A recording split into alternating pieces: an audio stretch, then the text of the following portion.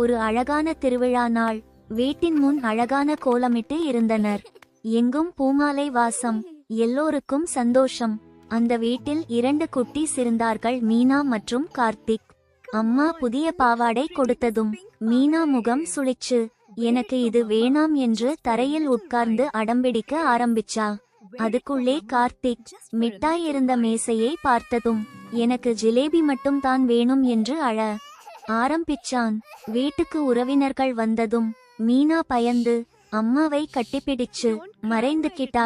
அந்த நேரத்தில் ஒரு அழகான டாய் காரை பார்த்த இருவரும் ஒரே நேரத்தில் இது எனக்கு வேணும் என்று சண்டை போட்டாங்க. அப்போ பாட்டி சிரிச்சுக்கிட்டு மெதுவா சொன்னாங்க, யார் இன்னொருவருக்கு பகிர்ந்து கொள்கிறார்கள், அவருக்குத்தான் இன்னொரு கிஃப்ட். அந்த வார்த்தை கேட்டதும் இருவரும் ஒருத்தர் பார்த்து சிரிச்சாங்க. டாய் ஷேர் பண்ணிக்கிட்டாங்க.